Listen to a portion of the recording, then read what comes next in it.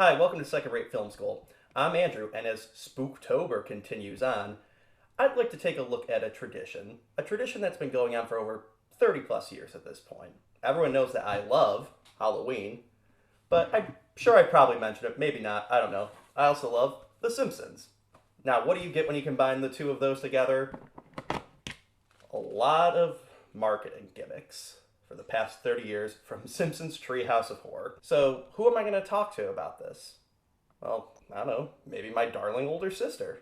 Okay, well, first of all, I want you guys to know that Andrew is trying to force me to say I'm glad to be here, which I'm not. I can't believe he is making me do a 2 hour Zoom on a Sunday, but here we are. My darling sister will be joining us for the rest of the month as we do commentaries for the first 13 Simpsons Treehouse of Horror specials. Ooh.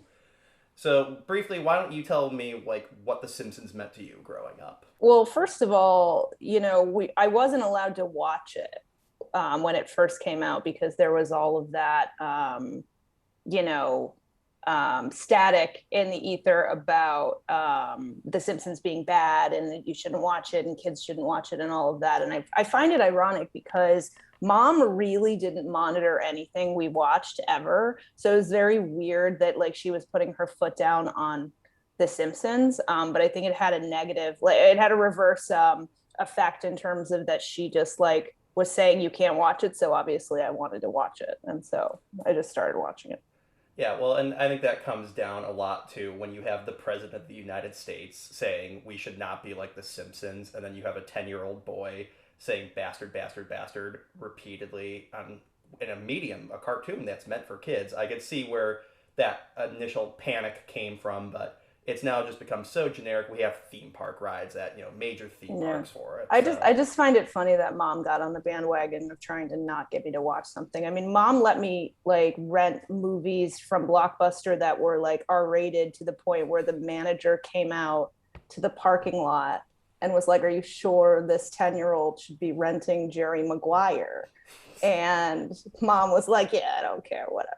Smoking a cigarette, back in the Right. day. The 90s was great. That was at the height of R-rated movies like Alien and Terminator and Friday the 13th and all that were getting video games and action figures that were aimed exclusively at young kids. This is before, men children like me have action figures on their desk. These were exclusively for children. So it was a weird moral panic that was kind of seeping away, but whatever. So that's that, so I watched it a lot. It was on I watched it live, but then later, as I got older, I would watch it in syndication. There was a Canadian channel that I watched when we were growing up that would have it on like after school or whatever. So I watched it a lot, and then a lot of times we just like go to sleep to it, which is like I guess weird, but we do. Yeah, I mean that's the thing. I was very much the same. I obviously, given our age gap, was not nearly invested as early on during the golden age and the height of Simpsons mania. But it was the thing like, ooh, my older sister is watching this thing that our mom has kind of half-assed forbidden either of us to watch. And then I started watching Family Guy, which is arguably even more crass and crude. And they're like, yeah, whatever. But yeah, I no, don't like I don't like that you keep emphasizing how much older I am than you. You just keep saying older and older and older over again, okay, right? I'll bleep a few of those out Yeah, retroactively. yeah. Just put a bleep so it sounds like you're swearing. My sister. Yeah, but no, Are I you came are in. you like are you assuming that people know how much older I am than you?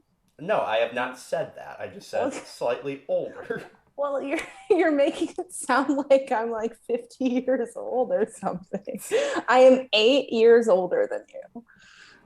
I think the average age gap between brother and sister in this country, people would assume it was not a 30-year age gap, but okay, we're on the record, only 8 years, but that 8 years was pretty pivotal with The Simpsons. I was born, 2 months or 2 weeks or months after the fourth one of these specials aired, to put it in perspective. So she was getting to watch the golden age as it was on. I got it in syndication, and That's again right. would watch That's it right. on the CBC after school, and the WB also had it. It was a The great hour for me. CBC. That's right. It was the CBC. Yeah, for me it was great. I don't know if it was on the WB when you were growing up. But I would come home at like 5 o'clock. They would have one episode of The Simpsons on the CBC, and then they would have the Red Green Show, which is this Canadian like sketch show that I love more than most things. And then on the WB, they would then have at 6 o'clock. Or 1 hour later, whenever it actually aired, was two back-to-back episodes of Simpsons. So I would get three a day.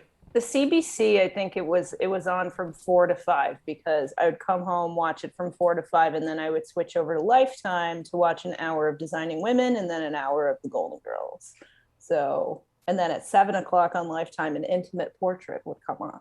There we go. So there you go. There we go. But anyways, back to it. Yeah, Simpsons Treehouse of Horror. It's obviously been going on every year since 1990. There's over 30 of these goddamn things. We're doing the first 13 this year. No commitments on whether she'll want to come back to do the rest over the next few years. But, these are the best ones, I think. So, if we're only going to do one of these, might as well do these ones. So, all right, well, everyone join with the countdown, and we will get started with Simpsons Treehouse Horror number 1.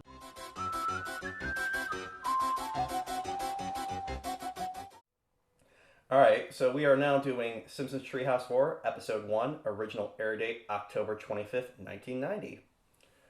So I like this opening here. This is obviously a parody of the opening to the original Frankenstein, where one of the characters came out and half-assed seriously because it was the 30s and people would, be scared, have the shit scared out of them if they watched anything, but half-assed to, get you excited. The guy came out and warned you, hey, this movie's super scary. So Marge was coming out here kind of as a parody of that. I didn't know that was a parody of that.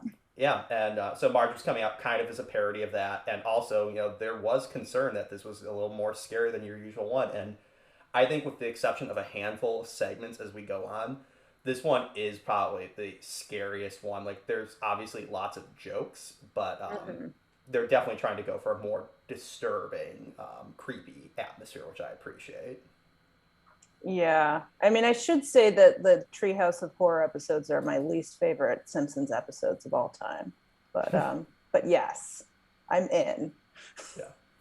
Yeah, and this is the only one where they don't do creepy credits. You can see they're all just their regular names, obviously, with the creepy slime dripping. Now the funny thing is, I didn't realize that as I was first watching through this as a recap. So when I saw Edgar Allan Poe, I'm like, oh haha, I'm like, oh no, wait, technically he did write the one segment. So yeah. Yeah, it's very funny that this is the only one where the treehouse is actually involved. That is the sole reason it is called Treehouse of Horror, because they are sitting in the treehouse now, and it never shows up again, as far as I'm aware. I know in the first 13, it does not show up again, at least. Huh. That's interesting.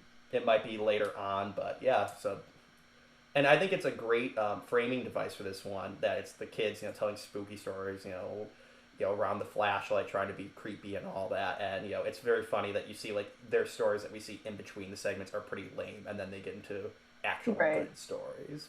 Because they're written by adults. Yeah. This reminds me, I just saw a tweet recently. I'll have to look up who it was so you can give them credit, but it was I love the horror genre where it's what if the house was a bitch?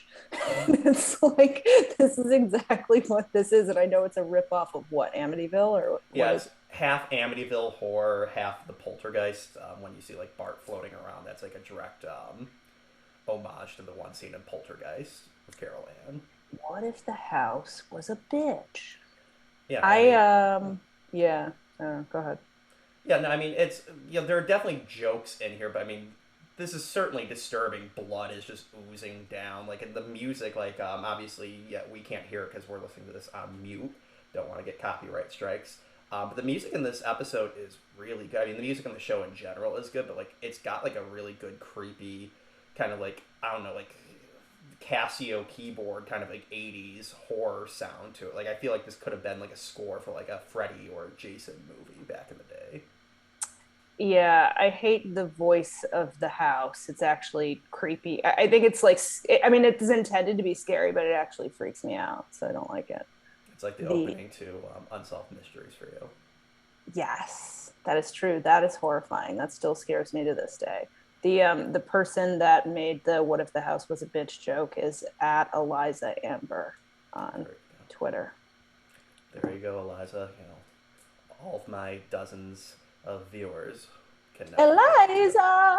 Um, yeah, you got to give people credit for their Yeah, jokes, man. It's hard out there. yeah. As I didn't take any notes on who wrote any of these, but hey, whatever. You can watch the credits to find who wrote the episodes. I think the people that worked on The Simpsons are doing okay. Yeah. Um, yeah, no, but this is great. You know, like how quickly they're all ready to leave, but Homer doesn't care because he got like a really good deal on the house. Yeah, this goes back to when the houses, or when the Simpsons were super poor and they were trying to be realistic. That it does feel in Homer's buffoon nature that, oh yeah, sure, the house is haunted, but come on, look at how big the house is and how cheap it is. We can't just Right. immediately leave. Yeah. Yeah. Yeah, I mean, obviously we get the "Are you my conscious?" joke, and like the house is like, yeah, but it's like this is disturbing. He's like, kill your parents, kill your family. Yeah. Yeah. It's super. I did not enjoy this one. Yeah, I mean, again, like we'll get into later ones, like the specifically the cannibal teachers one later on, but which is disturbing. But I mean, I think this is the most disturbing because it's like it's played straight for the most parts. Yeah. Yeah. It's not like silly or anything. It's legit. Yeah, like yeah, you got the. Well, I mean, I guess you could say her head spinning is kind of funny, but I mean, okay, 10 years earlier at that point, you got The Exorcist, which that played that straight, and that was fucking horrifying. Yeah. Um, yeah, Maggie's a knife. I mean, Yeah. I love Halloween, so I love watching these. I don't watch them every year, but like when I do, they're great in my opinion. And you know, again, you like just they know like when to cut the tension, no pun intended, with being revealed. No, Marge is just making a sandwich, and how she just Right. admonishes the family. Right. She has a line here where she says, like, we've had our differences, but we've never gotten into knife fights before, which I thought was pretty funny. Yeah, Yeah, oh, um, she's saying it right here. Yeah. yeah, exactly. We've The, never had knife fights. that's like my favorite line. And then yeah, this is where we also get another poltergeist reference on the burial ground, but it wasn't an Indian burial ground in the original poltergeist. It was just a cemetery. Mm. But you know that takes the old trope of the Indian burial ground being haunted, and it works. I like if you like go back and freeze frame on the tombstones. There are a couple funny names on there. Like yeah, there are a few like Pocahontas, but there are some joke ones. So again, those Simpsons writers sure know what to do. Well, yeah, they put Gandhi on there, which is like the wrong type of Indian. Yeah, So, ha ha, racism. gotta cancel the Simpsons. Um, Yeah, and that joke with Bart and Homer being like, he mentioned it. He said he mentioned it 5 or 6 times. It is a you great think joke. I think the basic like design of this house comes up later in one of my favorite episodes, which is the Marge real estate episode. I think Yeah, it's the same basic design. It looks familiar, I think, and I think they probably just recycled it. probably. I mean, Because remember, like Ned Flanders was like screaming bloody murder, and then he was like, "Ah, I love purple drapes." yeah, yeah. And it's a murder house, so who knows? Maybe canonically, this house does exist. I mean, sometimes Yeah, these Halloween specials get fast and loose with continuity, and we're supposed to just assume these don't actually count by other times. Like, some of the stuff you could imagine happening in the show. So you know, yeah. there's an episode about like 7 seasons ago where it's not a Halloween episode, and they get abducted by Kang and Kodos. So like, I Mm-hmm. guess that implies they're real. And there's other Mm, episodes like that. So it's like, who knows? Maybe this segment actually does exist in the yeah. fake world of the show. Um, yeah, I like how like Marge is like talking down to the house, like complete role reversal from like Amityville Horror, where they're fucking just running from the house screaming. She's like trying to like be the stern mother figure. Yeah, Marge is a badass. All of my favorite episodes are Marge episodes. Yeah, many of the best were written by friend of the show, Bill Oakley. Check our That's commentary right. down below. Yeah, and the house also kind of looks a little bit like the Munster slash Psycho house, and then yeah, obviously this is a parody to the end of Poltergeist. Mm. Lisa's line, Lisa's line of the house will rather destroy itself than be with them. That really goes with the early season of The Simpsons getting shit on by society at Right. large, which is great. I think you did this to me one time growing up, the severed finger thing. I don't think I did that. I vaguely recall someone doing it, and it might as well have been you. If only I Uh, was 30 years older than you, that would have been not great. Yeah. Yeah, now we're into our second segment, Hungry the Okay, Damned. what does mafia staff apron mean? Like, what I is? was I was about to bring that up. I don't know. I I've don't never get had the it. chance. Yeah, I don't know. You would assume it would be some parody or play on Kiss the Cook, but yeah, that's one of these jokes where I'm assuming that might have been a reference in 1990 that people got, but that we. I mean, I know Yeah, I you don't were know. celebrating your 40th birthday that year. This is dad lighting the grill Yeah, because he's too cheap to buy. Do you know that dad is too cheap to buy charcoal briquettes with the lighter fluid on it? yeah, yeah. Our father one time burned his eyelashes and eyebrows off, also using a gas grill because he left the gas running and was reading the newspaper instead of using it to light it. So We it's a should miracle mention we're still around. we should mention that he was a professional chef. So Yeah. something else. Hey, outside grills are different than inside. Um, yeah, I like this joke where it's like they need to use two tractor beams to get Homer. Yeah, Um, I think what's interesting about like Homer is that he's supposed to be like super fat, but like he just actually is just like average size for the most part. So it's like, right? Like I don't yeah, know. like they He's say in one episode when they're doing like the health thing or whatever, it says he's like 239. It's like that's not great, but I'm over 239. It's like I'm not like yeah. you know.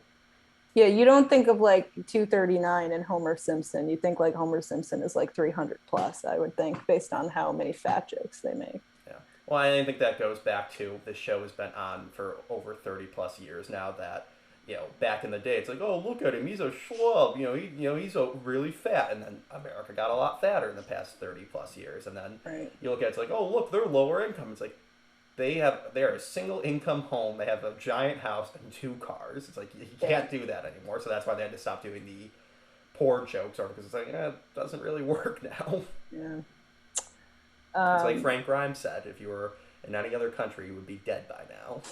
lobsters for dinner. So, um, All right, so we got Kang and Kodos for the first time, but also there is another alien in here that, Sarek the Destroyer or Preparer, I think. I can't remember. yeah, never Yeah, comes back again. yeah, and it's much later on. Like it's I can't. Well, I mean, you get to see like stock aliens like in some segments, but like it's not till much later on, like into the 20s of these, where they introduce another alien that can actually speak. So they're all just stock after this. So yeah, it's interesting how there were three and then down to two. Hmm. But they're a good duo. So it's glad that they're not trying to do like a Three Stooges thing with them. Right. And then Kang and Kodos are in every Halloween episode Yeah, I going think forward, except for right? like It's a one. thing. I think it one or two they have like screwed up and forgot to put them in substance any substantial way, and then they will just put them in the background like as a visual thing. But yeah, for the most part, especially in the early seasons, they will at least have either be in a segment like this or at the very least interject in the middle of a segment, which is Yeah. nice.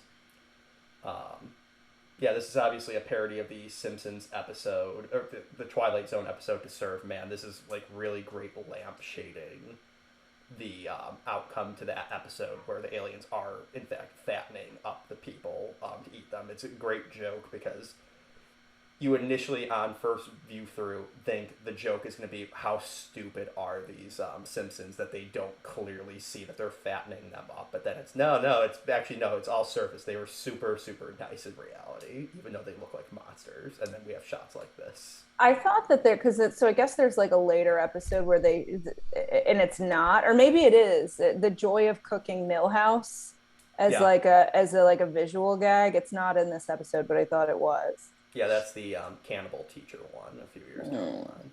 I don't even know if Millhouse was. Yeah, I guess he was in the show by season two, but not prevalent enough for the joke to be in there. Yeah, I think Oh, they say in here they show like he's not. You can't read what it says. Never mind. Um, yeah, but no, it's just great. Like Lisa, like you think like she's the smart one, she's figuring this out, but like they say at the end, sometimes you're too smart for your own good. mm-hmm. Mm-hmm. Yeah, I guess the reason they didn't use this alien is all he does is cook, and you can't do too many cooking jokes with the aliens. I mean, I would argue that you could. Yeah, How to cook humans. yeah. And again, obviously in the Twilight Zone episodes, how to serve man. It's like, oh, it's a cookbook. It's literally to serve man. Hmm.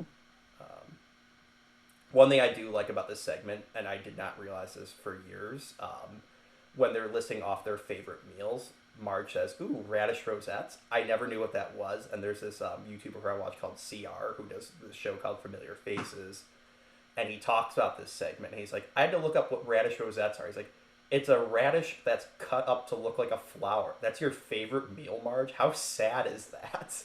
That's the thing with Marge, though. She like her jokes are so funny because there's such like an undercurrent of just like sadness. Like she's just like the bar is so low in her life that she is just like so excited about things that are like mundane. Like so she'll be like potatoes. I just think they're neat. Or like she Grapes are nature's candy. the New York episode where she says she always dreamed of being in a Broadway audience. You know, like she just like her, her dreams are just they're really really low. And then or like she's like they're and later in that episode she's like they're window shopping and she's like I wish oh man, I wish I could buy a new pair of shoes, but I already have a pair of shoes. It's like you could have another pair of shoes, Marge, but you Well, can't. exactly. And, Bill Oakley in our interview, again, linked down below, um, says that, like, he's like, yeah, even though the Simpsons are, like, the parents are portrayed as, being born, like, in the late 50s, early 60s, he's like, we're writing jokes as if, for, like, jokes that remind us of our parents, meaning, like, the writer's parents. Yeah. So, like, we're writing these jokes for these people, like, as if they were born in, like, the 30s or early 40s. So it's like, it feels Right. like your typical family in the 30s and 40s, where it's like the old saying about like the back then was the average American didn't travel more than like 8 miles from like their home.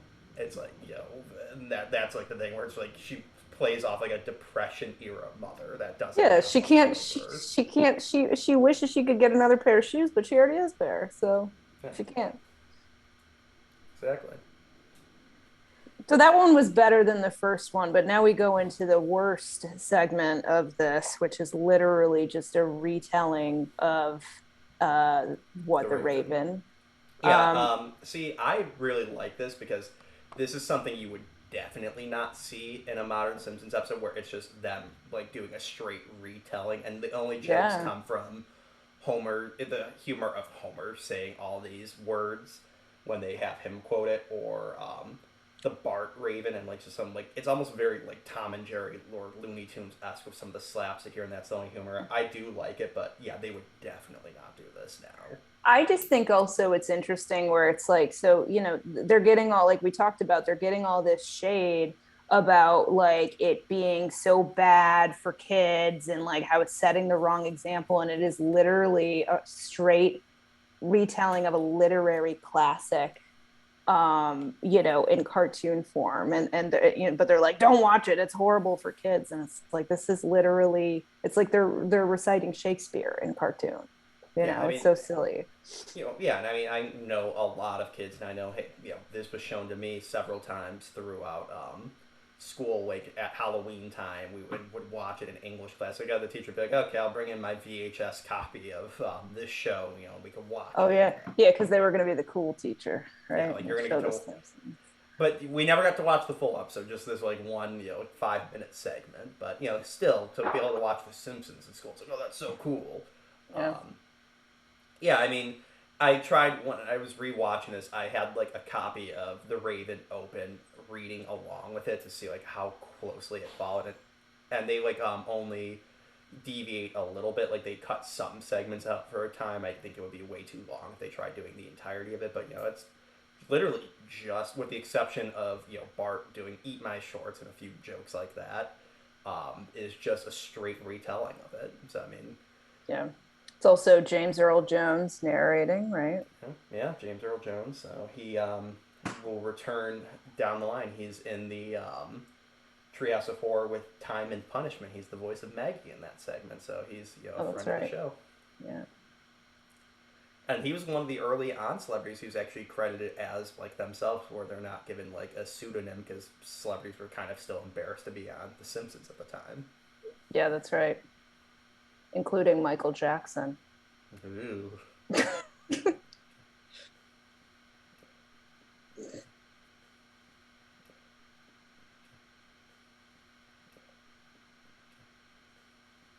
So, yeah, no, and I like the design here. You know, like obviously there's more iconic designs and of the Simpsons characters for the Halloween segments. As you go on, you'll see them, but I do like Bart as the Raven. I think that should be more often used in their decor for Halloween. Yeah, I mean, it's cute. It's fine. Yeah. I just, yeah, I don't like this one. I mean, like I said, this is the and it's very much I'm a hipster in the sense that I like a lot of the early seasons for their charm. Particularly, I like season one a lot more than most people, just because it's just so simple. Like they're not, as we see as we go on, these Halloween specials get huge, like scopes, Mhm. nukes going off, zombie armies and shit like that, huge alien invasions. But it's like them being like, oh, we're gonna do a parody of the Raven where we just do the Raven straight up, or we're gonna do a straight up Amityville horror story with the Simpsons. I think is definitely unique, and you don't see it like it very quickly once we get to number two and on transition to more goofy stories and more definitive parodies. Because I mean, this Bad Dream House one is loosely you could say it's a haunted house genre in general. The Hungry Are the Damned is obviously to serve man, and then this is the Raven. But like moving forward, it's like you can clearly tell like okay, this is a parody of something specifically. But Right. but now we're in the Tom and Jerry segment. We even got like the freaking birds around the head like an old Looney Tunes cartoon. Yeah, I just can't believe this is still going on. Don't worry. Yeah, now he's dropping all the Edgar Allan Poe books on his head. And, I don't think we should disparage our one of the greatest writers in American history. Just saying. Mm, I don't know. What else did he write? The The Telltale Telltale Heart. Heart, Pit and the Pendulum, The Cask of Amontillado. Well, that was my favorite reading growing up. That's Amontillado. whatever. I didn't pay attention that much, I guess. What was the he wrote that? Yeah. Am I thinking about something else? Uh, by the way, I like this joke where he's like, "Yeah, it's pretty tame, like Friday the 13th Part One." And it's like this going back to what I was saying that in the 80s and 90s, a lot of horror things that should not have been allowed for viewing for children are Yeah. given to children. And then this is a funny joke that like Homer is more scared than they are. Yes. But yeah, so we're wrapping up on the first ever Treehouse of Horror segment. It definitely is groundbreaking. Had they only done this one, I think it would still be a notable like little Easter egg or like hidden gem of The Simpsons. It's like how people still be like, oh yeah, yeah, they've done tons of Christmas ones, but you watch the first Christmas one, that's the thing. It's like, yeah, I know it's the old janky animation, but I think had they never done another one, this still would be nicely viewed by the fan base. We should do the Christmas ones. That would be fun. Yeah, and maybe this year. So, and then we get the closing credits. We get the nice blanking on what's called. Oh God, I'll have to like put it up. But like this, like almost like organ type instrument that you saw in like these '50s B movies a lot. A Wurlitzer. Not a Wurlitzer, built in Buffalo. Um, oh fuck, what is it called? They were used like in all those shitty Ed Wood movies. I don't know, but like it's very like got like If it's electric. if it's not a if it's not a Wurlitzer, I don't care. Yeah. So, all right. Well, join us for episode 2 in a few moments.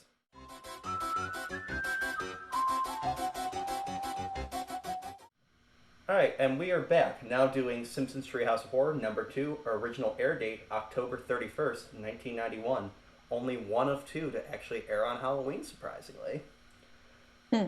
Yeah, and 11 of which so far have aired in November, so that's great. Really? Yeah. Well, a lot of them I actually found out when I was looking this up, getting the episode numbers and all that, a lot of these were the first episode of the seasons as they went on. Like that they Ugh. did, which is great. I mean, we don't think about that obviously because we watch them in syndication. It's like, yeah, the first episode didn't air until mid to late October. So now we're back. Obviously, they did the Marge joke again, doing the Frankenstein thing. This time they at least acknowledge it, and it's not that scary. We're getting a lot more funny tombstones. We got a few last time, but now they're really focusing on them, and now we have the creepy titles. So Mm-hmm. yeah, This one, I was surprised that it was so early because even though I don't really like the Treehouse episodes, this one I think is probably one of the strongest, and it's definitely one of my favorites. So I was surprised that it was so early on in the series. yeah, yeah. No, I really like this one too. As much as I like the first one, this is the one that I think is when it really started getting the. You got all the hallmarks of the creepy, names of the gravestones, like I said, but this is when you're really getting into the wacky horror elements versus light, wacky horror of the first one. I love Lisa's costume. She's always like trying too hard. And like she's like, I didn't select this for mobility. She's always trying to make it a point, and I just love it. It's very Lisa. Yeah. This is still like early on. Like if you rewatching like the first season, it's like, yeah, she's still more insightful than the rest of them, and even Homer. But like, she still acts like a kid at times. So this is like when you started transitioning into Lisa being the smartest and wisest one of the family, and like the Yeah. most thoughtful. Yeah. And then yeah, this sums up Halloween, just like getting a shit ton of candy. I know I can, as an adult, buy a bunch of candy if I want, but yeah, there was something like great about going out and getting candy from strangers, something that society taught us we should never do, but over Mm-hmm. that one day a year you can do it. Mm-hmm. Um, yeah, I love how this early season Simpsons who are poor going to Morocco because Homer mistook it for Monaco, as we just heard. Yeah. And I quote that Bart line anytime I see someone do anything amazing. I'm like, I can do that, but I don't want to. Yes. Yeah. We have Hank Azaria here as the shopkeep owner here. He does a great bit with this, and it's just great here. When he's talking about, he's like, I used to be what was the prime minister of the country they're in, or yeah, president of Algeria. Yeah. I don't want to hear your life story. Paw. And this is based on like a real like thing, like a monkey's paw is a real short story, and it's become like a thing of pop culture. It's a very popular subreddit on Reddit where you'll like do like make a wish, and people will try and come up with ways to twist it around, which is obvious as we see the whole purpose of the monkey's paw. Mm-hmm. And I like how he just has to pay $2 American. This is fine. Everything's great. Mm-hmm. Yep. This is great. Them fighting over peace on Earth or X-ray specs. Yep. It's very true to their characters. Yeah.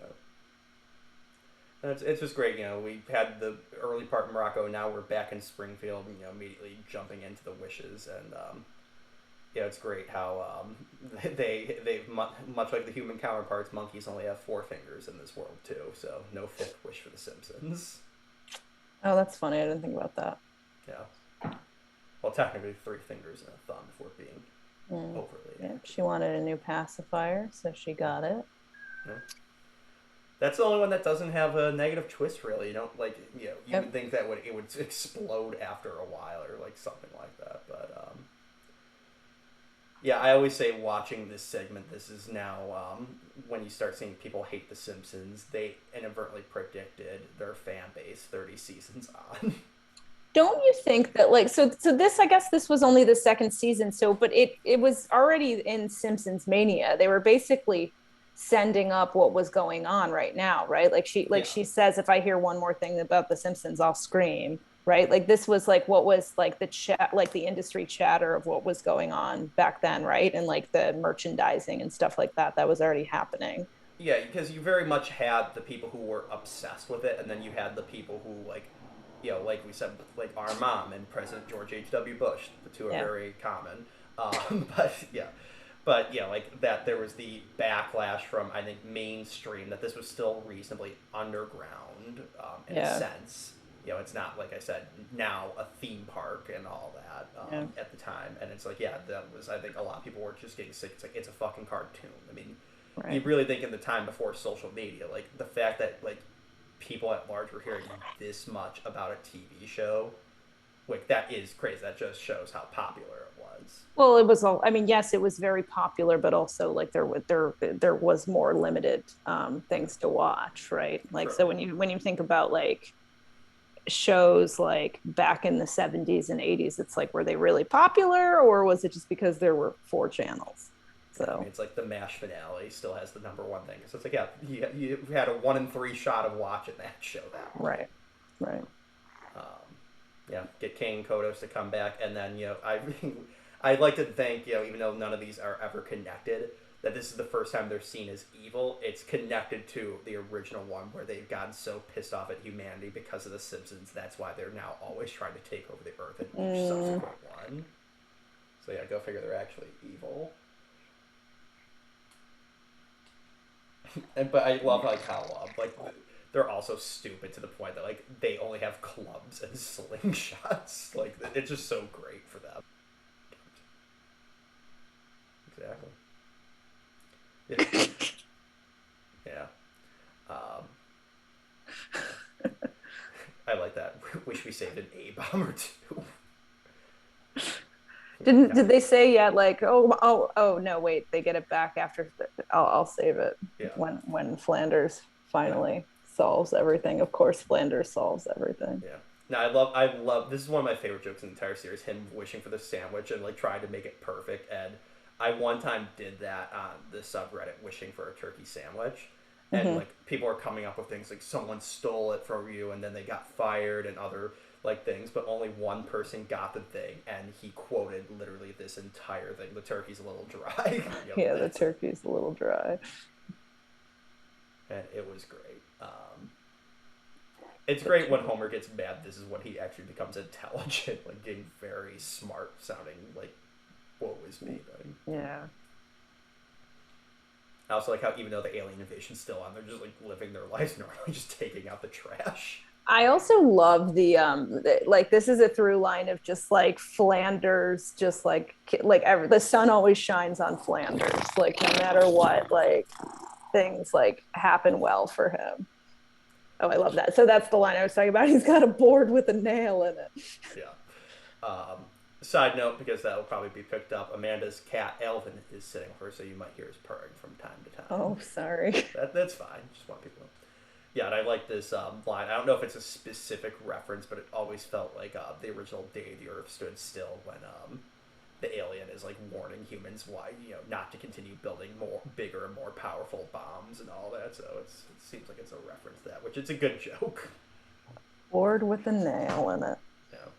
But yeah, no, everything's coming up. Millhouse, as one could say for Ned Flanders in this case, and then like yeah, I Yeah. always think of the one where it's like the house catches fire. And he's like, "Oh look, it's spraying to Flanders' house, haha!" And then like a rain cloud appears and puts Yeah, it on, and then exactly. rainbow comes on. If we see one of the early Krusty the Clown products here is the Krusty clock. This is before I think Krusty was known for his shoddy materials, at least. So I'm Yep. surprised Yep. it would be catching fire now if it were there.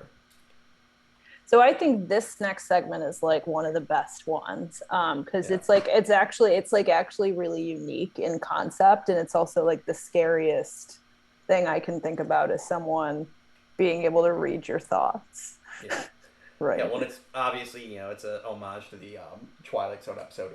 It's a Good Life, which is like one of the creepiest ones because yeah, it's a little kid who Yeah. can will you to do anything. So like in the show, like it's like we're gonna eat candy all the time, and like all the adults just kind of have to like put up with it. Right. Yeah, it's great, and a fun reference with that. Several years earlier in the mid '80s when they made the Twilight Zone movie, but that movie where they would do a few segments, they did a segment of that episode. It's a Good Life, and Nancy Cartwright is ironically in that episode as one of the family members who's getting tormented by the young kid. So she got to have her comeuppance or get her revenge, I suppose, when she got to be the one doing it. It's great. Yeah.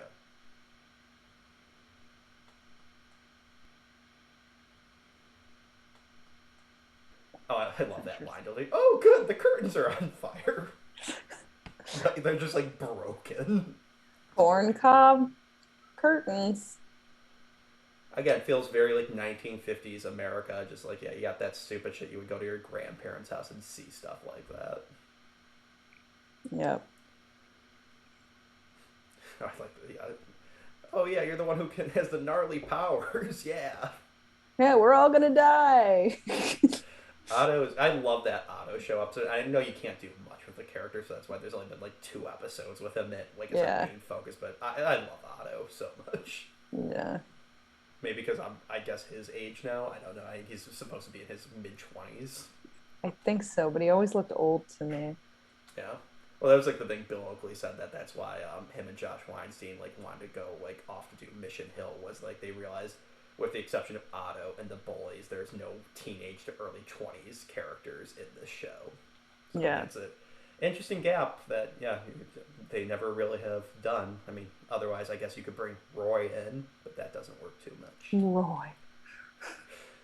Oh yeah, and Skinner singing. So I wonder if this inspired them to have him in the B sharps later on, because I mean he's singing like an old timey B like whatever you want to call it. So a barbershop quartet song. Right. Yeah, I love the phone call here. It's just like he can't get mad, so it's no longer even funny or clever. It's just he's making Mo say a bunch of random words. We also miss that they changed the name of the country to Bonerland. There you go. Yeah. I think that's every kid's fantasy that they could change, like to make sure they always get the good grade. So that does feel real in Bart's. He's like, I don't need to study. It's like it'll be right. Yeah. I love the design of Snowball 2's design. Yeah, and then this is the ball's turning to a bald fat man. It's just a great joke. Like again, like it's a disturbing concept, and it was a disturbing Twilight Zone episode, but they know exactly how much humor to inject into it. Yeah, it's good that Bart did that. Oh, so this thing is grotesque that he just has to like do his show 24/7, and a little boy won't let me stop. Yeah. Now to get my like over the counter like stay up, wake up drugs and this. Yeah, Slowly going insane. This is fucked up. I love the taxi cab showing up and like how calmly he's about to smash his son's head in. Yeah, and this upcoming design of Homer as the Jack in the Box, that's been a reoccurring design that you will often see of him. I think probably second to maybe the donut head Homer from the upcoming one. But and this is a reference specifically to the Twilight Zone. This is what the kid does. So you see that Bonerland again? Yeah. Like, just so chock full of jokes. But that's actually how the Twilight Zone episode ends. He turns like the father's friend who tried killing him into a Jack in the Box, and it's Oh really? Yeah, and it was portrayed really horrifyingly because it's like it's the '60s, so they don't have the best effects, so it looks even creepier to see a man's head on a Jack in the Box, and it's fucking horrifying. Yikes! And then I love that joke. Oh, Homer, you agree with me? No, the AC's on. Oh like man. the courtship of Eddie's father type montage here of like getting close,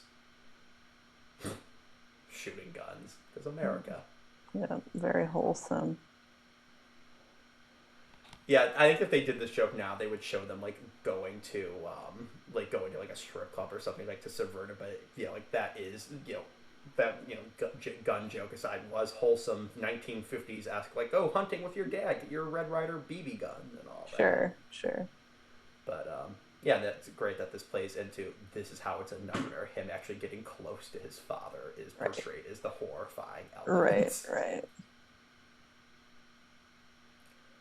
I also like how they animate this as if this is live action, because you could obviously animate him turning back into a human, but they do a cut as if they need to physically cut the prop out and put the human back in there.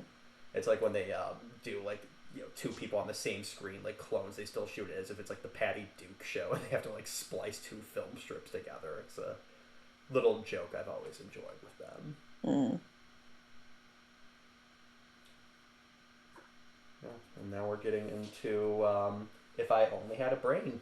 This is the first segment with Mr. Burns in it, who becomes a reoccurring villain across all these. So, weird he wasn't really in the first one at all. Yeah, he wasn't in the first one at all, so it's now making up for lost time by making him the villain of this one. Yeah, and this starts off as a very like Mr. Burns-esque storyline. This is probably, until you get to the robot, the most realistic depiction we've probably seen or ever will see in one of these Simpsons Treehouse Horrors, of him just firing a guy because he hates him personally. Right, right.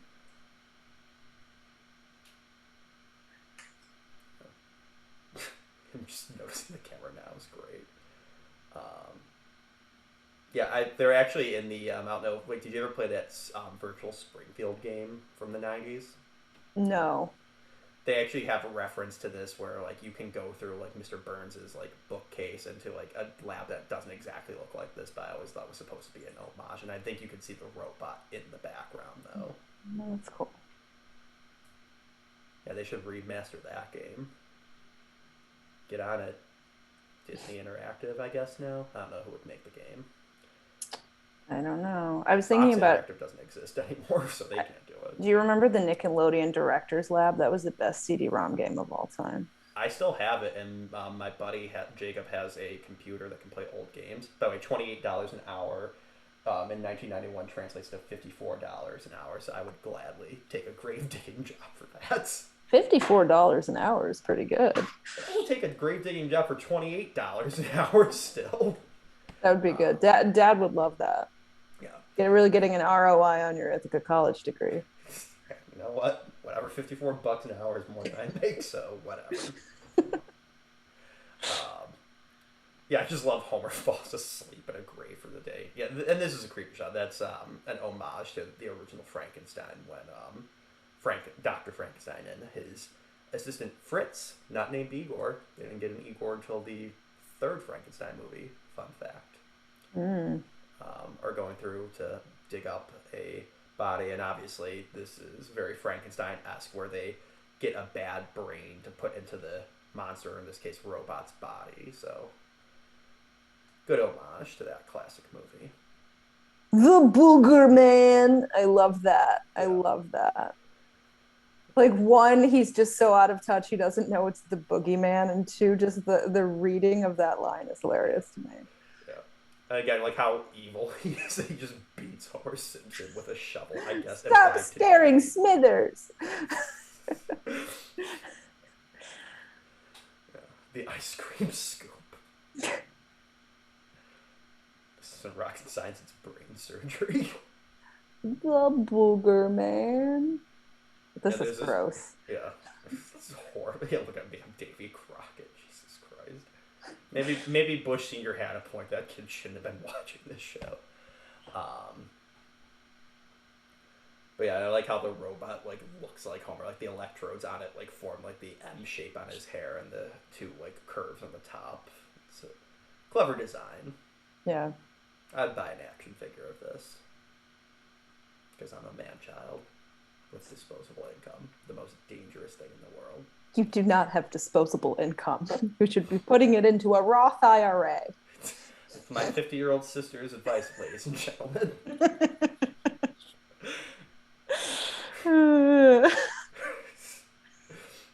I love how, like, even though it's like a program, he can still see donuts, and the free will of Homer is still there. Yeah. It's great. Yeah. I especially love when he's napping. It's like, you're a robot, you don't need to nap. Yeah. Yeah, I love. Hey, Johnny Carson was still around. I love this. Like, the kids are so ambivalent to their father's presence, they don't realize he's been gone for 2 days. Yeah. Well, what do you know? She's right. Yeah. A little bit of a holdover of Bratty Lisa that she doesn't have concern for her father. That would just be a Bart line now if they did this joke. Yeah. I was wrong to play God.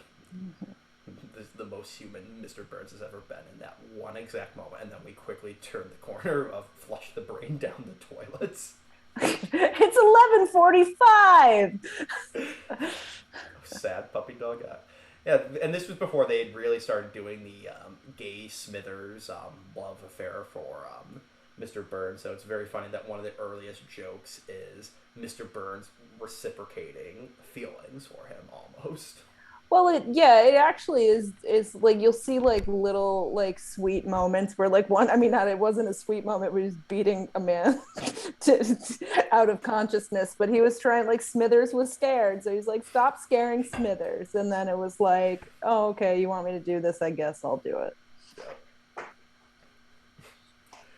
Yeah. And for all the jokes that they do about how weak Mr. Burns is, the fact that he's able to survive this long, he's a little bit more durable than I would expect. Yeah. This is a little bit before they do the, trying to explain all the germs trying to enter his body. I love that joke. So you're saying I'm impervious? Oh no, not at all. Like even a slight breeze, impervious. I tried to scream, but my mouth was full of flab. And I love the realization that apparently this is actually real now. Yeah, they don't do that often, obviously. This never comes up again, so this obviously isn't canon, but I like the implication when they do next week on The Simpsons, and imply right. It's going to be a permanent thing. Right. Yeah. Or is it?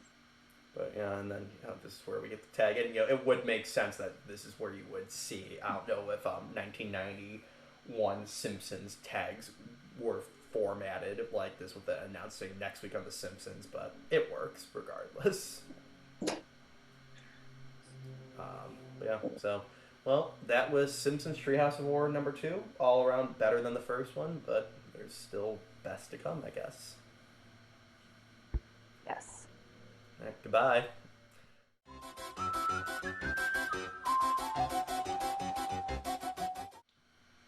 Alright, welcome back. We are now doing Simpsons Treehouse of Horror number 3, original air date October 29th, 1992. Yeah, I love the Hitchcock presents opening credits. It makes sense with Homer being a fat guy and all that. Dan Castellaneta does a good Homer doing an impression of Hitchcock. Good evening. Good. Yeah. Yeah, they're really lampshading the first 2 openers of them saying it's scary, and now they're just like openly having Homer mocking anyone who's afraid of it. So. Bunch of crybabies, religious types mostly. I mean, this shows you how old this is, that they show the TV shrinking down into a dot. Like, it would just go black now. So a lot of these jokes no longer work in the 21st century. But I also like Marge being like, that's not a Bible, that's a book of carpet samples. I love that joke. Yeah, and we're getting a little ahead of it, but yeah, we're still back to the creepy credits in the graveyard. But this is the first one to have a separate spooky couch gag as well. Those get pretty creative as well. This one just starts off as skeletons, but they get pretty gruesome and crazy going on, which is a lot of fun. I love that Matt merchandising groaning.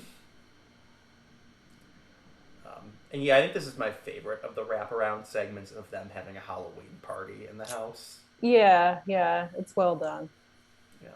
You get them interacting a lot more versus, last year you got each individual person waking up and then adding on to Lisa going to Bart's bed and then going to their parents' bed. But now you have the entire family all the time, plus, like 20 kids, and then Grandpa, and then later Ned Flanders. And I love the idea of Bart dressing up like Malcolm McDowell from Clockwork Orange. Yeah, that's beyond inappropriate. Again, as a little kid, I didn't get it. I'm like, I don't know why he's dressed up as this, and I'm like, wow. But yeah, I love this is Marge's idea of a fun Halloween party. He's like, well, of course it is, because Marge is so endearingly lame. It's great. Though it's starting to show the Simpsons have a little bit of money if they're just willing to get rid of a steak. And yeah, I love Homer eating cold pasta and steak. Yeah. Well, it was an evil game. It's great. Yeah, him being one of the, what is it, the Droogs? Yeah, he's Malcolm McDowell's main character, yeah. Yeah, no bueno. Those guys were not good guys. I mean, come on. Name one specific scene that's really uncomfortable to watch in that movie. Go on. Do you know that my high school boyfriend made me watch that, and that's how I knew I was gay? There you go. My ex-girlfriend showed me that movie, and then our relationship fell apart. So lost relationships since I don't know, 2002. I don't know when you watched The that. joke would have been better if you said, and that's how I knew I was also gay. Listen, I'm on dating apps. I gotta keep myself open. Right, all right. Did you know Facebook has a dating app? Oh, Yeah. yikes. I love this House of Evil. Yeah, this is very reminiscent of the Monkey's Paw segment, right down to having Hank Azaria voicing the mystical foreigner Right. with the evil, and then yeah, I mean this whole segment with the Frogurt is great. I love the You can see the Frogurt. Monkey Paw there. The Monkey Paw is there, so good Yeah, call. well, because you don't recall this because you weren't born, but in the early to mid 90s, the Frogurt craze it swept America. Yeah. And I remember we had a TCBY in our hometown, and it was a big deal after soccer if you got to go get TCBY. Yeah, we played soccer a lot growing up. Should I put the photos of us in our soccer uniforms up? If you want. I mean, they're I was not expecting you to great. say they're gonna kill me. Yeah, I mean, I didn't. I was wearing like a full-on watch in one. Like, do you notice that? Like, Yeah. like, why did I even need to wear a watch at 8 years old? I don't know. I mean, if that's not evidence that I was gay, I was wearing a watch with a soccer uniform. There you go. I don't know. Like, why do 4-year-olds need cell phones now? Whatever. No. I mean, by the way, I like that joke of the grandpa. It's like, it's an evil toy. Grandpa, you've been saying that about every toy. I want attention.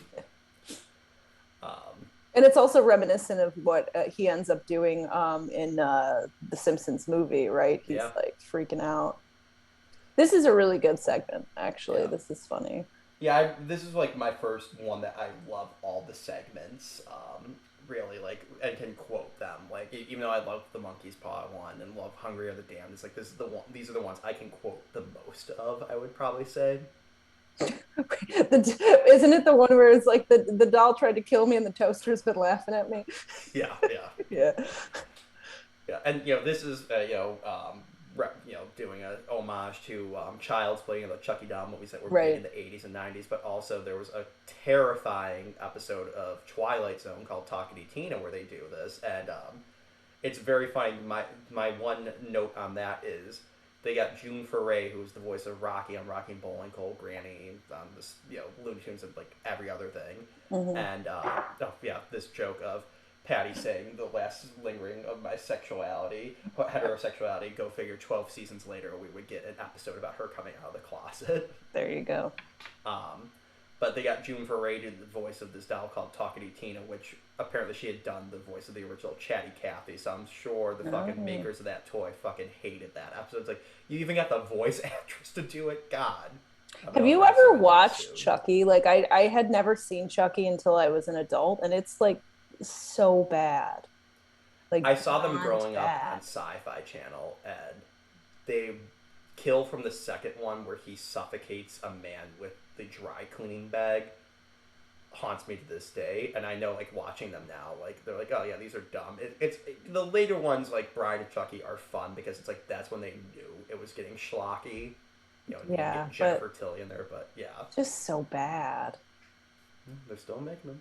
Yeah, guess who's fat boy? Yeah, here comes the line. By the way, this is one of the few times we see that hallway. The toaster's been laughing at me. Yeah, that's where the rumpus room is, that hallway, but we never get to see it that often. The rumpus room. One real world thing I like about this, as we'll see coming up, that the toy, like, they come in and like, oh, that's their problem. You have to switch. I love that. Switch set to evil. Wait, I want to go back because so when Marge is on the phone, whenever they're calling people, they have really good hold music. So this one was like, everybody loves a clown, so why don't you? And another one where Homer loses Maggie and he calls the police, baby come back. It's just very good. Yeah, or wasn't it the or when the boxcar racer one where I don't know why he was on the phone, but it was like there he was was like this whole calling the parenting yeah, the hotline? parenting hotline, and it was like cats in the cradle or Yeah, something. Yeah. yeah. He's just sobbing on the phone. Yeah.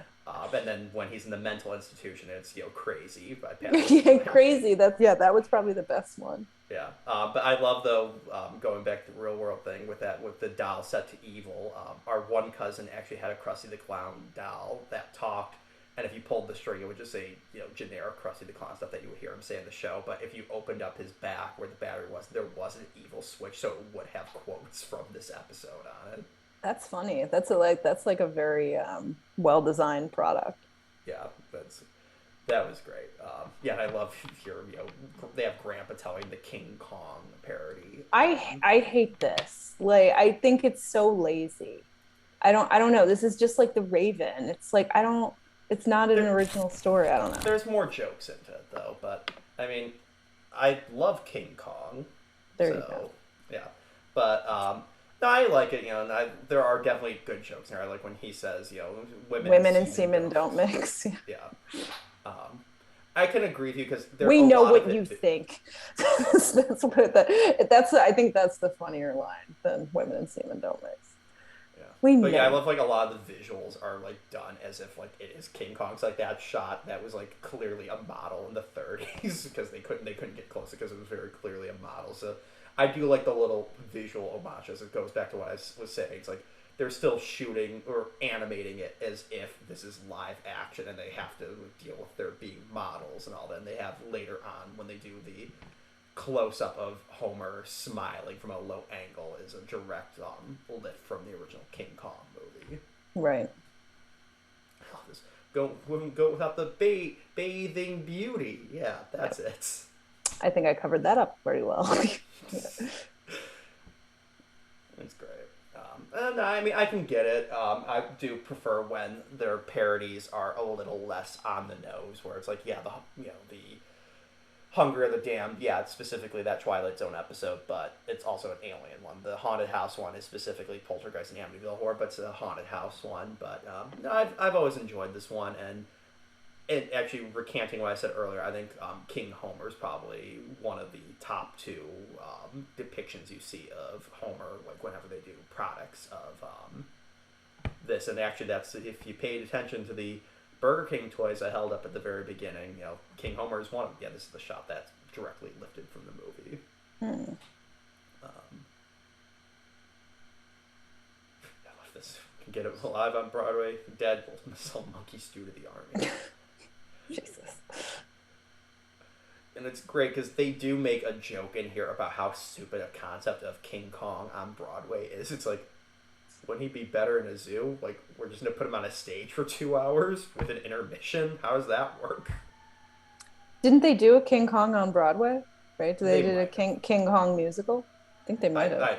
I maybe, but literally King Kong and Broadway in universe, just like any movie you see, he's just standing on a stage and like, shit goes wrong immediately, so you don't see what's like, what the fuck is the rest of the show supposed to be? Just hit on the stage. So there was a King Kong Broadway musical.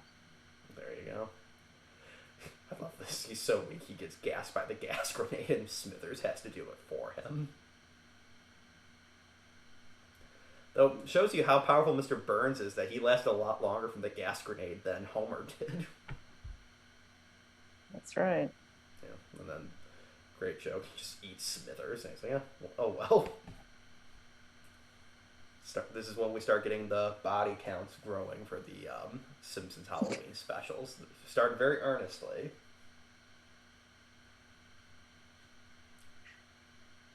Aw, poor Homer. Yeah. I like how this reporter is just the reporter guy from the Three Eyes, or the fish one where he runs for mayor. I'm blanking on what the name actually is. Do your research, Shutton. Right? That's him. Yeah, yeah. They didn't even have to redesign him. They already made him look like an old-timey 30s reporter that it just worked. They didn't have to do anything. He's the one that like left because there was a squirrel that looked like Abraham Lincoln. Yeah. Squirrel that looks like Lincoln shots.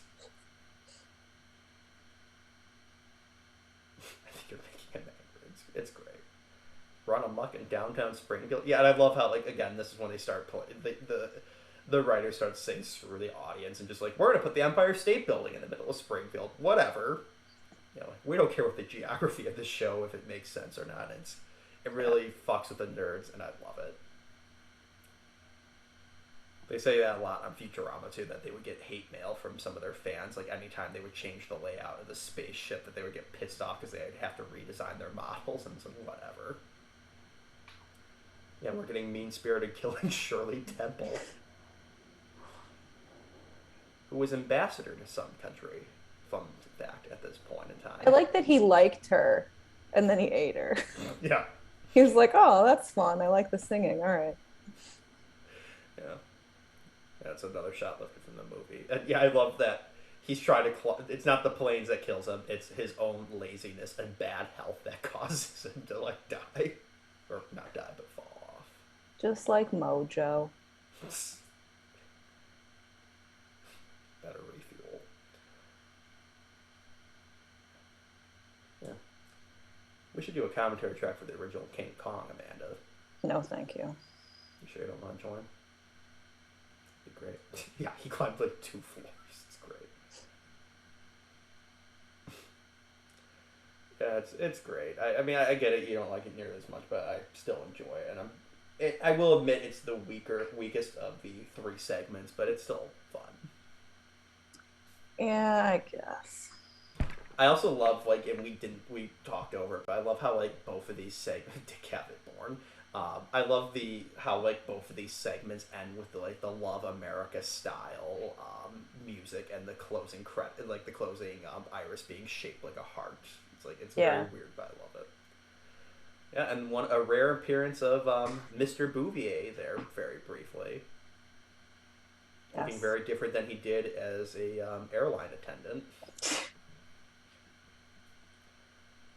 And so now we're on to, we're getting into the Dial Z for Zombies. I think this is one of the classic segments that, you know, people reference the most.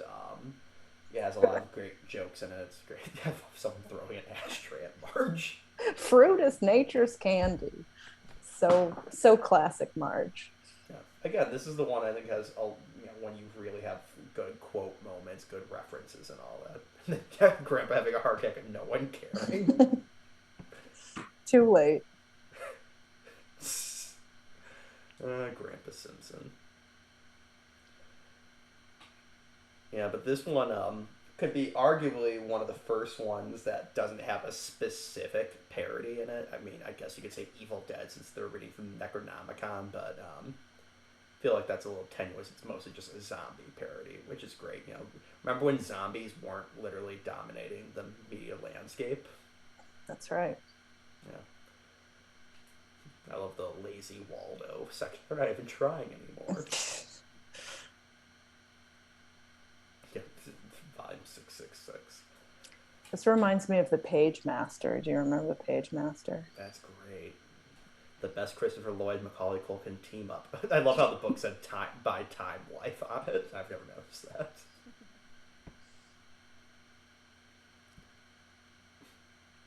Oh, Snowball 1. Aww. Wow. Yeah. I guess it makes sense that that Snowball 1 died only very recently because they mentioned that in the pilot. You know, we had a little sadness and a little gladness this year. So Snowball 1 died in 1989, I guess. So that's bullshit because it said 1990. I don't know. I hope someone gets fired for that blunder. How to raise the I got it. Yeah, I meant for the audience. Yeah, like they're in the Springfield Cemetery and then the adjacent pet cemetery.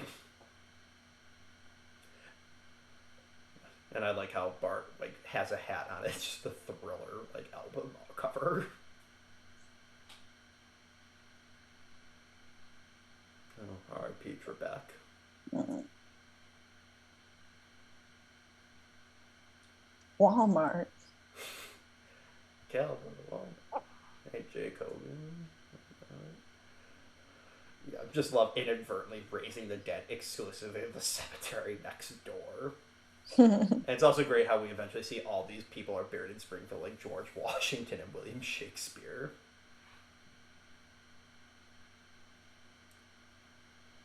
Groundskeeper Willie. Fan favorite. I also love how apparently people are buried under the school. I also like that he's doing yard work in the middle of the night.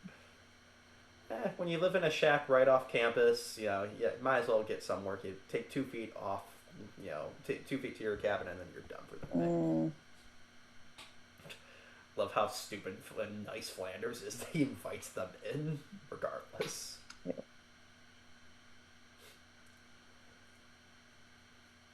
And this back and forth is great, where Did you wreck the car? No. Did you raise the dad? But the car's okay. All right. Yeah, and this is also one of the rare Halloween specials where it goes over the course of multiple days. Like, you feel like the zombie apocalypse should then just be breaking down the door. It's like, no, we get one more day. Like, a full 24 hours goes by. This is great. Krusty becoming a zombie, but he's still trying to, like, sell shit when he's a zombie.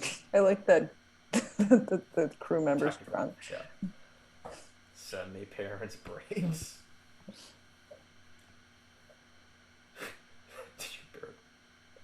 I love that. I'm so lazy. And then this is a great joke of there's nothing in there for him to take. Right. He's offended by it.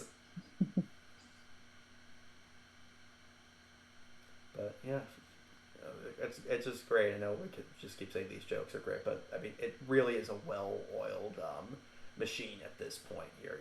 It's nice to see like these writers get to have so much fun. And yeah, to the book depository, I read that they considered the Marge and Chains moment when Marge is on trial and they show that the grassy knoll and they try and say that it's Marge's hair behind it. That that's the first JFK joke in cinema or TV, but this came out before it, so to the book depository is a JFK reference. So update your Simpsons Wikia. I like that they were like, you shot zombie Flanders, and he's like, zombie? Like, he was just like, he just wanted to shoot Flanders regardless. Yeah, that reminds me of the Cape Fear parody where they say, anyone that comes into the house, you can do whatever you need to. He's like, hey, Flanders, can you come over? You can't invite him in. Can you join me in my kitchen? It's just great. He hates Flanders so much, he just wants to shoot him or beat the shit out of him at every episode. Because everything turns out well for Flanders, and he's just a nice guy, and that's very annoying. I love the episode, I think it's like in season 5 or 6, where like he becomes Flanders' best friend, and Flanders starts hating his guts when he actually starts being nice to him. Yeah. And then they have Flanders like with a sniper rifle just shooting people. There's a Simpson. There's a Simpson. I like the Flanders episodes a lot too. I think he's a great character. The left-oriented is great. Yeah. Yeah, just turning her into a snail. I love how the shell color matches her dress. Yeah. It's a nice thing. And I love it doesn't immediately kill the zombies, it just sends them back to the grave. So they're like, okay, we'll go back, and then they're arguing which grave to go into. Right, yeah. This is a great joke with John Smith.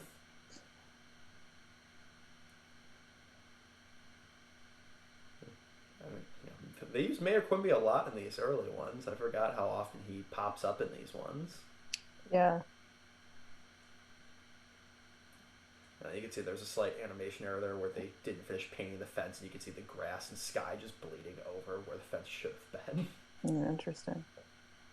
And then, of course, we have this commentary about how TV turns people into zombies.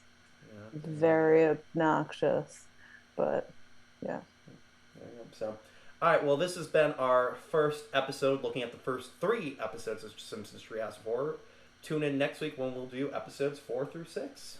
I hope you had as much fun as my sister had making this.